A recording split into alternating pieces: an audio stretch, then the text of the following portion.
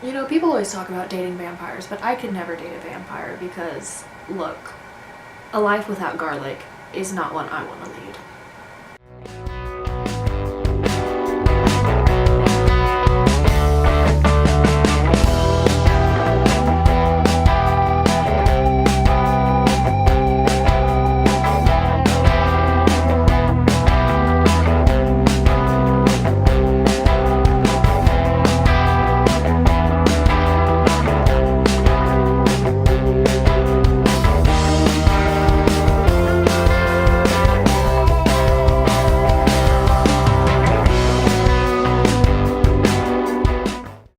You kids want to hear a scary story? Honestly though, I wish I could tell scary stories on here. I wish that wasn't like super illegal, cause that would be fun. Like we could all like get together on a Friday night, cause what else are we doing on Friday night? And we could read like scary stories to tell in the dark or other spooky stories. I think that'd be so fun. Hello trick-or-treaters, welcome to another episode of Myths, Monsters, and Mysteries. I'm your host Cromwell Witch, and today we are delving into not one, but two myths. Yes, that's right. Okay, backstory time. Can we ever just have a video where you just say what you mean and mean what you say and be done with it? No. Thanks for asking. So, this is sort of a viewer requested video. I say sort of because my buddy Alan, A&B Films on Instagram, which I will put somewhere on this screen, who knows where, suggested Utah. He's from Utah, and he said, dude, there's so much weird stuff here in Utah. You gotta look into this. And I said, I love weird stuff. I will gladly look into this. And this became a problem because, Alan, you were right.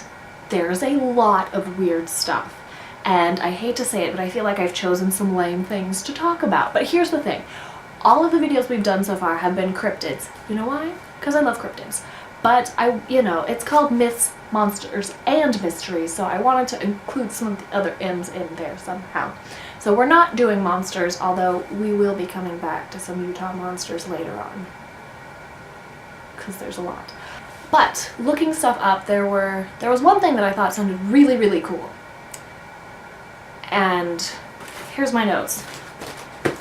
There was that much stuff about it.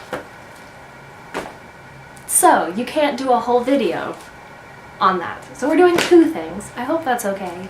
If you'd like to pause now and go make some popcorn, stretch your legs since you have to sit through two whole topics.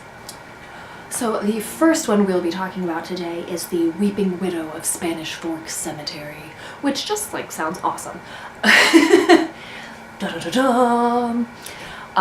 Apparently this is a fairly not uncommon occurrence in cemeteries where you've got some kind of statue of a woman, an angel, something like that, a humanoid type monument, who can be heard weeping, and you see tears on her face.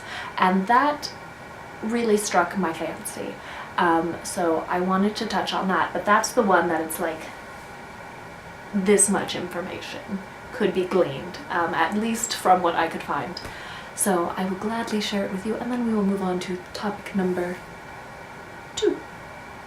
So in the Spanish Fork Cemetery, and yes, we're still in Utah, both of these are Utah-based legends. There is the grave of Laura Daniels Faraday, who died in 1929. Now, the legend, she died of an infectious tumor, if you were interested to know why, or cause of death. The legend is if you walk around the cemetery with your eyes closed, which seems like a very big trip hazard to me. That sounds very dangerous, but if you do that, you will hear her crying. And it has been reported to see tears on the statue's face, where you've got trail marks of tears and water coming from her eyes. Now, I read several different articles talking about this, and a lot of the information in there was pretty much like form legend, like, ooh, well, if you walk around at midnight, or if you walk around with your eyes closed, or you have to be there, or, there wasn't a lot of actual details to the story. So that's pretty much all I can tell you. The monument there is pretty cool looking. I just think that's neat. That that she's crying. I mean, it's very sad that she's crying, but to actually have like tears out of her eyes. So, hold the phone, we have an exciting new development. So, originally in this video I had a picture of the Weeping Widow monument from the Spanish Fork Cemetery. It was the picture that accompanied the article that I read. Very grainy, very like, well, that could be a woman, I suppose. Could just be a weird shaped dolphin, not really sure. Anyway, guys, you're not gonna believe this. I'm still like so thrilled about this. I'm so happy. Alan and Michael over at Witching Season Films did me a solid, and I cannot even believe this. This is like so nice. It's just like made like my entire month. It's just like, I love it when people do nice things. It's just, I can't believe it. Anyway, so those guys went out to Spanish Fork Cemetery and got me some sick footage of the Weeping Widow. Guys, that's so nice. Thank you so much. Anyway, they got some really amazing footage, so instead of looking at a little tiny grainy photo about this big, you get some primo footage of the Weeping Widow gravestone over in Spanish Fork Cemetery. So without any further ado, ta-da!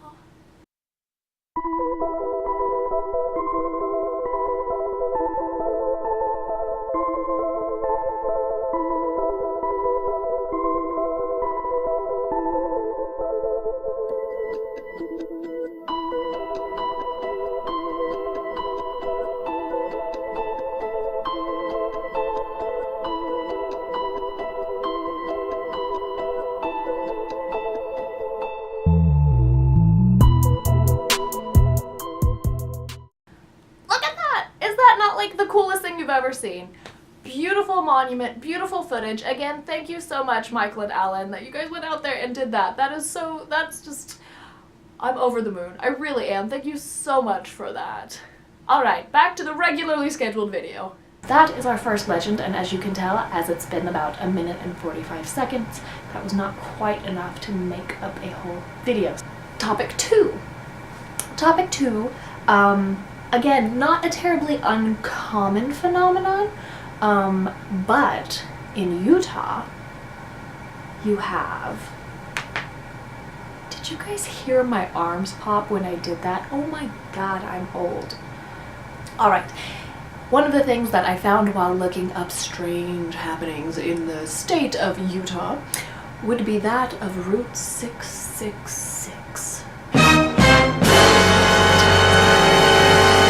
Or a poorly named highway. Unfortunately, when you decide to call a roadway Route 666, it's basically just like an open invitation for weird stuff to start happening.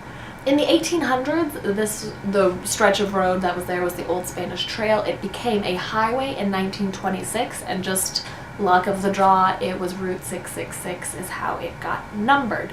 Route 666 became a highway in 1926. It is 200 miles long, and it spans Colorado, New Mexico, and ends in Utah. And as you might expect, strange things are afoot at Route 666. All kinds of different apparitions have been seen: monsters, ghoulies, ghosties, long-legged beasties, just to name a few. As with most haunted roads, or maybe not haunted roads, well, it's kind of haunted roads, peculiar roads, there are many sightings of women in white. That's a fairly common apparition to appear in this kind of locale. Women in white, for those of you who don't look this stuff up in your spare time, are women most often dressed in white, who appear along roadways. Generally, we're talking like nightgown kind of things, very out of place. You're driving around at night, you see this poor raggedy woman on the side of the road, you pull over to help, she disappears. Sometimes she shows up in your car, depends on where you're at and how that mythology works, and the individual woman in white. Generally pretty chill, except when they're not, but generally they're just wandering aimlessly down the roads, and you try and pull over and help, offer them a ride, something along those lines, and they will disappear. Some of the less docile apparitions that make their way down that 200-mile long stretch of road would be a flaming truck apparition. Many people have cited a truck speeding like ridiculously fast down the road towards their car, flaming semi-truck, and it kind of runs people off the road and then disappears. Lots of car trouble is also had on this stretch of road, from overheating to flat tires, so not just apparitions but actual physical problems with your car. One of the things that popped up a lot in my research of Utah was skinwalkers, or were skinwalkers, which is a Native American legend over there, where they are shaman who can change their skin, basically like shapeshifters essentially. And many people say see skinwalkers on the road, either taking the form of like a rabbit, a coyote, some form of animal, in an effort to get the person driving the car to turn around. Basically, this is their land. You're not allowed to be on there. They will give you several warnings trying to get you to turn around, pull over, and if you do not heed the warnings and continue driving, it is said they will show up in your back seat and try and steal the soul of the driver. And so I love the recommendation that they're like, so if you're going to be driving down this stretch of road, put enough people in your car so that they don't have anywhere to sit if they were to show up in your backseat. Because that just cracks me up. I go, okay, yeah, sure, we'll just travel with enough people that there's no room that this mystical force can get in. But if it works, it works. Another thing that several people have seen are packs of hellhounds chasing their cars down the road, and these hellhounds can actually keep up with your car no matter how fast you're going, and are exceptionally aggressive. They've been known to slash at people's tires, break down windows, trying to get inside the car, or to get you to pull over and tear you to shreds, which is not very friendly in my opinion, but you know, what can you do? And finally, one of the things that occurs to those who might be so adventurous or foolish as to travel on Route 666 would be disappearances and time loss. Some people have actually disappeared while driving on this road, never to be seen or heard from again. Some people have disappeared for days at a time, to be found having no recollection of where they've been. Time loss is fairly common. It can range from minutes to hours to days, and when a person reappears, they can't account for that time at all. Now, like I said, some people have disappeared and have never been seen or heard from again, but that is not quite as common. In 2003, in a renumbering of US highways, Route 666 became Route 491. However, this name change has not exactly swayed strange happenings on this road. They have seen a decrease, but they're still happening. And I would say that decrease accounts for some of these things have got to be psychologically induced incidents, the pressure of driving on a road that you know to be strange, have strange things about it. That definitely plays a part in some of these, but the stories have not ended. The encounters still happen, regardless of the name of this road. Spooky things are going on. Haunted highways are not an uncommon phenomenon. You can look up haunted highways and you'll be met with a plethora of information about various roadways that have certain incidents or certain apparitions attached to them. Highways are a means of travel. It's a way to get between two places, and as such, those kind of spaces like that often attract spooky things, I guess would be a good broad term for that. Spooky things, a very professional academic term. Alright, that's it for this video. I want to thank Alan for suggesting I go look at Utah, because I have like a list of like 12 other things I want to talk about in Utah. What a weird thing.